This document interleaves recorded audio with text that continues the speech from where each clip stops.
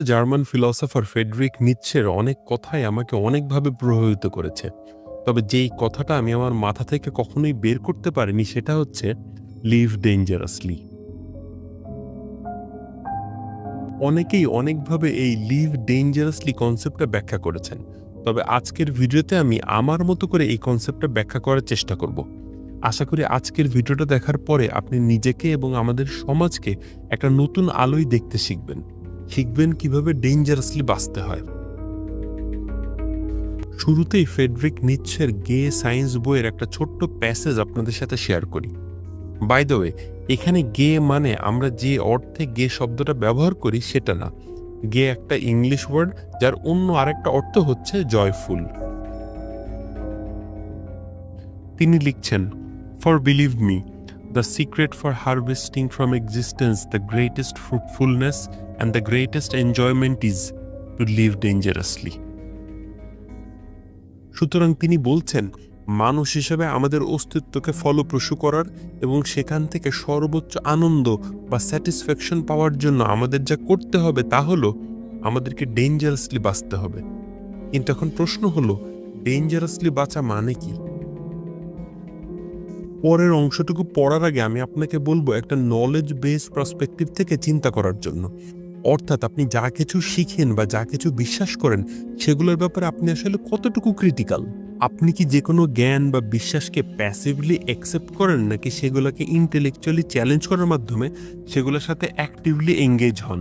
যে কঠিন প্রশ্নগুলো আপনার বিলিফ বা নলেজকে চ্যালেঞ্জ করে সেগুলোকে কি আপনি পাশ কাটিয়ে যান, নাকি তাদের উত্তর খোঁজার মাধ্যমে আপনার বিশ্বাস এবং জ্ঞানকে আরও দৃঢ় করেন? অর্থাৎ নিচ্ছে আপনাকে ইন্টেলেকচুয়াল কমফোর্ট জোন থেকে বের হয়ে আসতে বলছেন। তিনি আরও লিখছেন, build your সিটিজ on the slopes of Vesuvius. Vesuvius হচ্ছে সেই ভলকানো বা আগ্নেয়গিরি যা কিনা পম্পেই নগরীকে ধ্বংস করেছিল। অর্থাৎ তিনি বলছেন, এই বিপজ্জনক আগ্নেয়গিরির ঢালে তোমার শহরটাকে গড়ে তোলো। অর্থাৎ তার মতে আরাম আয়েশ, নিশ্চিন্ত জীবন অথবা প্রশ্নহীন জ্ঞান মানুষকে অলস এবং দুর্বল করে তোলে। জীবনের আনন্দ উপভোগ করতে হলে জীবনের কঠিন মুহূর্ত এবং কঠিন প্রশ্ন এই দুইটারই মুখোমুখি হতে হবে। তিনি আরও বলছেন, send your ships into uncharted seas. অর্থাৎ তিনি আমাদেরকে এমন সাগরে আমাদের জাহাজ নিয়ে যেতে বলছেন যেখানে এর আগে আমরা কখনো যাইনি। তার মানে হচ্ছে আমাদের মধ্যে অজানাকে জানার একটা তীব্র ক্ষুধা থাকা উচিত। তিনি আরও বলছেন, live at war with your peers and yourselves. দেখুন, পিয়ার্স মানে আপনার সমকক্ষ লোকজন বা আপনার দলের মানুষ, যাদের সাথে সাধারণত আপনার এক ধরনের সমঝোতার সম্পর্ক থাকা উচিত।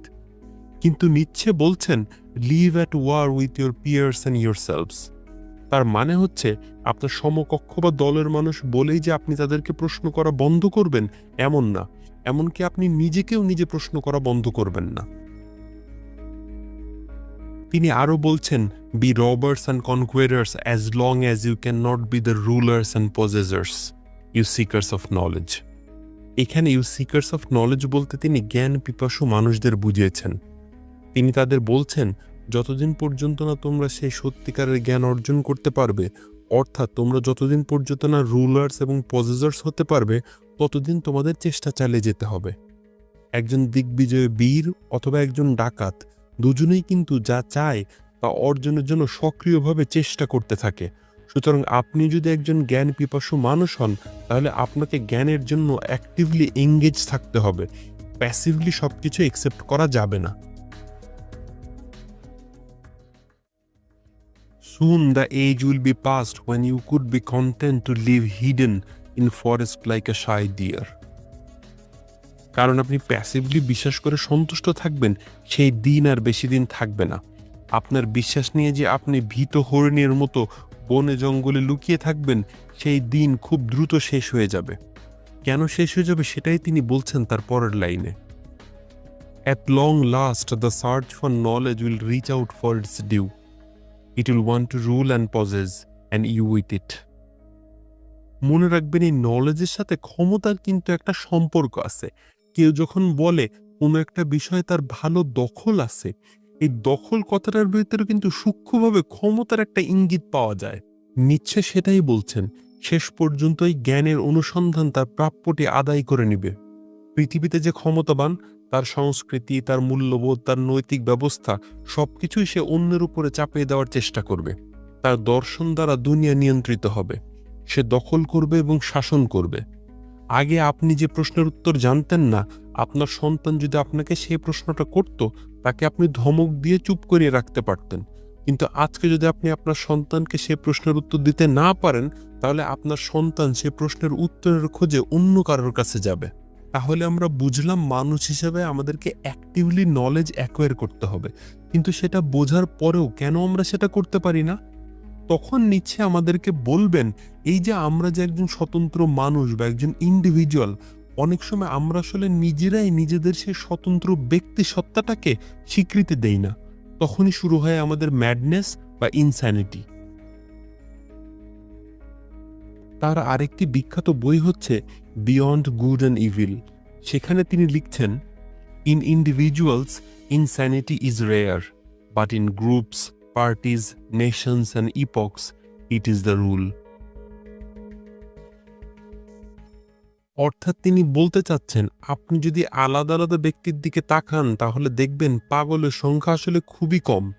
একটা নির্দিষ্ট পরিমাণের রেশনালিটি বা চিন্তা করার ক্ষমতা মানুষের ভিতরে থাকে যতক্ষণ পর্যন্ত না সে কোনো না কোনো একটা দলে যোগ দেয়।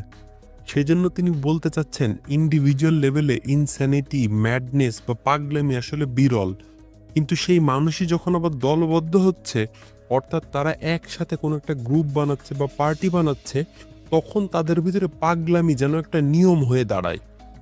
নিচ্ছের মতে এইটা অনেকটা আইনের মতো যে মানুষ সঙ্গবদ্ধ হলেই একজন ব্যক্তি হিসেবে তার যে চোখ কান খোলা রেখে চিন্তা করার যে ক্ষমতা, সেইটা যেন সে হারিয়ে ফেলে। তৈরি হয় স্লোগান আর ট্যাগ, শুরু হয় মব।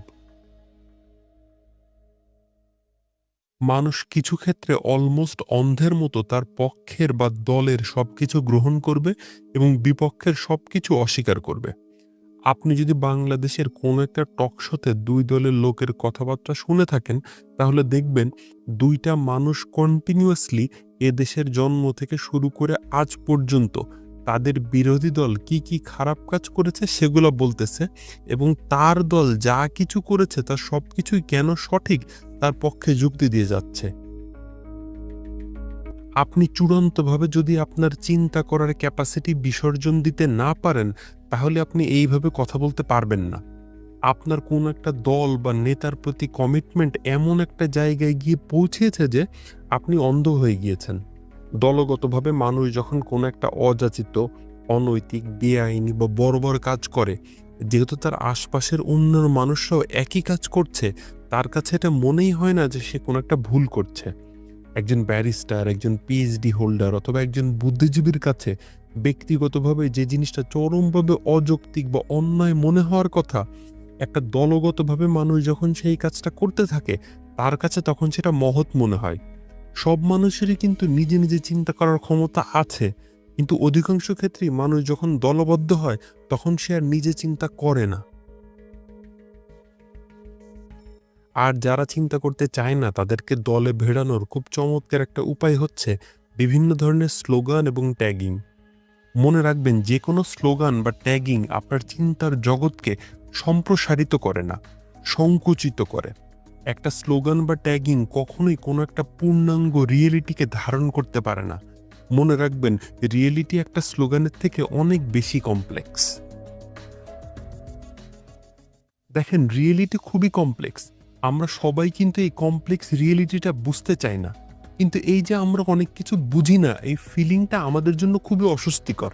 আমরা বরং ওই ফিলিংটা চাই যে আমরা আসলে সবকিছু বুঝি। সুতরাং আপনি যদি কাউকে এই ফিলিংটা দিতে পারেন যে তারাও অনেক কিছু বুঝে, তাহলে তারা খুশি হয়। এটা তাদের জন্য অনেক কমফোর্টিং, এবং এইটার জন্য খুব ভালো একটা উপায় হচ্ছে বিভিন্ন ধরনের স্লোগান এবং ট্যাগিং।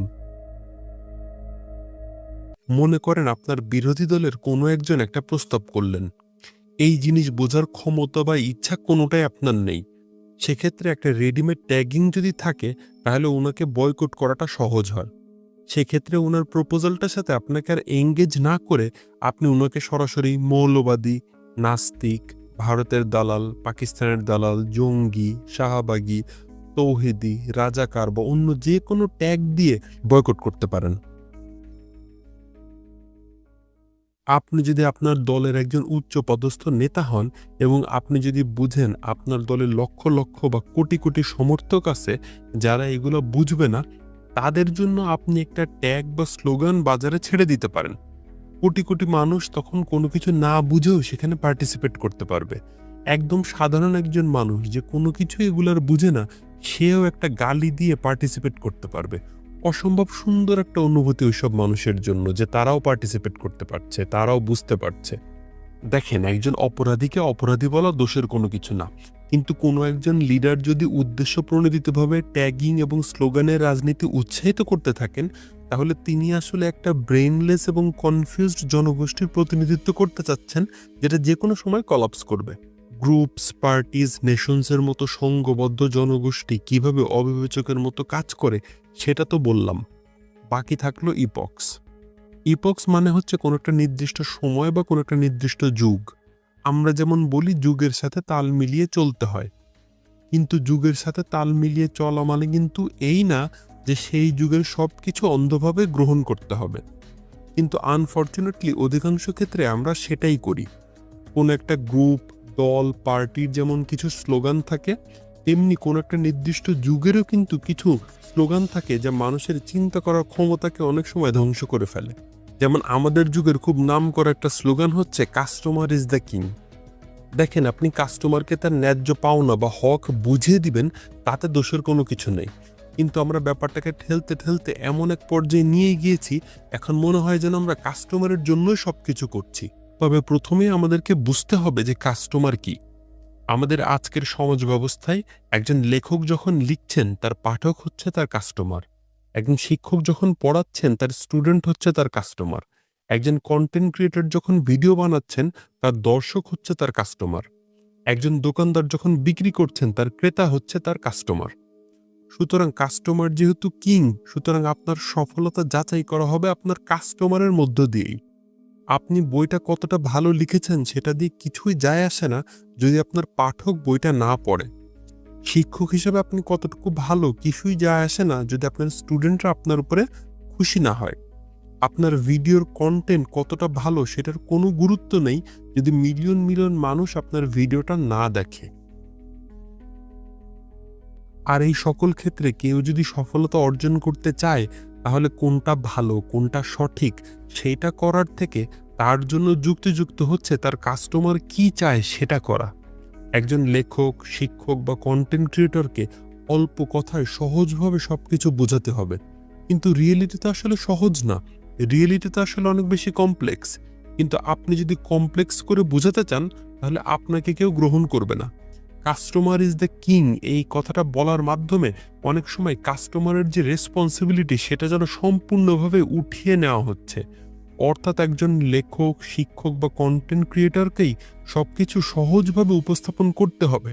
ব্যাপারটা অনেকটা এরকম যে একজন পাঠক, একজন শিক্ষার্থী বা একজন দর্শকের কোনো একটা জটিল বিষয় বোঝার যে একটা আগ্রহ থাকবে, যে প্রচেষ্টা থাকবে, সেরকম কোনো দায়বদ্ধতা যেন তার নেই। এবং যে সমাজ যেটা গ্রহণ করবে সেই সমাজে সেটাই বেড়ে উঠবে। আমাদের সমাজে কন্টেন্ট ক্রিয়েশনের নামে যে গালিগালাজ আর জামা কাপড় খোলার প্রতিযোগিতা শুরু হয়েছে, সেটা আগামী বছরগুলোতে আরও বাড়বে। We are promoting and celebrating nonsense. এখন সোশ্যাল মিডিয়াতে ঢুকলে আমরা কিছু কিছু মানুষের এমন সব কার্যক্রম দেখি, সেটা একজন ব্যক্তির কাছে অসম্ভব আপত্তিকর মনে হওয়ার কথা, কিন্তু যেই মুহূর্তে মিলিয়ন মিলিয়ন মানুষ সেটাকে সমর্থন দিচ্ছে, সেটা পরের প্রজন্মকে সেই ম্যাডনেসে যুক্ত হওয়ার স্বপ্ন দেখাচ্ছে। মনে রাখবেন, এইটা কিন্তু এমনি এমনি হচ্ছে না, এই সব কিছুরই কাস্টমার আছে। তাই কাস্টমার যেটা চায় সবসময় কাস্টমারকে সেটাই দেওয়া উচিত কিনা ভেবে দেখতে পারেন। আশা করি এখন বুঝতে পারছেন নিচে কেন বলেছিল in individuals insanity is rare, but in groups, parties, nations and epochs it is the rule. কিন্তু মানুষ সংঘবদ্ধ হলে যে শুধুমাত্র ম্যাডনেস আর মবই তৈরি হয়, এই কথার সাথে আমি একমত না। কারণ মানুষ সংঘবদ্ধ হয়ে সভ্যতাও গড়ে তোলে। তাই আমরা যদি ভালো কিছু করতে চাই তাই আমাদেরকে অনেক সময় সংঘবদ্ধ হতে হবে। কিন্তু যে কথাটা মাথায় রাখতে হবে সেটা হচ্ছে শুধুমাত্র কোনো একটা দলে যোগ দেওয়ার কারণে আপনার নিজস্বতা যেন নষ্ট হয়ে না যায়। দেখেন, কাউকে ফলো করা দোষের কোনো কিছু না, কিন্তু হাতে গোনা কয়েকজন মানুষের উপরে আপনার ওয়ার্ল্ড ভিউটা ছেড়ে দিবেন না। যখনই কারো কাছ থেকে কোনো কিছু গ্রহণ করবেন সেটা আপনার চিন্তা শক্তি দ্বারা ফিল্টার করে নেবেন, প্রশ্ন করবেন, চ্যালেঞ্জ করবেন, শিখবেন, শিখাবেন, একটা ইন্টেলেকচুয়ালি অ্যাক্টিভ লাইফ লিড করবেন। আর সেটাই হচ্ছে লিভ ডেঞ্জারাসলির আমার ব্যাখ্যা। আর নেক্সট ভিডিওতে আমি আরেক জার্মান ফিলোসফার কার্ল মার্কসের একটি উক্তি, যেটা অধিকাংশ সময় ভুলভাবে ব্যাখ্যা করা হয়, সেটা নিয়ে আলোচনা করব। আর সেই উক্তিটা হচ্ছে, religion is the opium of the people. আগামী ভিডিওতে আমরা এই উক্তিটার প্রকৃত ব্যাখ্যা কি সেটা বোঝার চেষ্টা করব। আর নেক্সট ভিডিওটা বোঝার জন্য আমার সাজেশনে দেওয়া এই দুইটা ভিডিও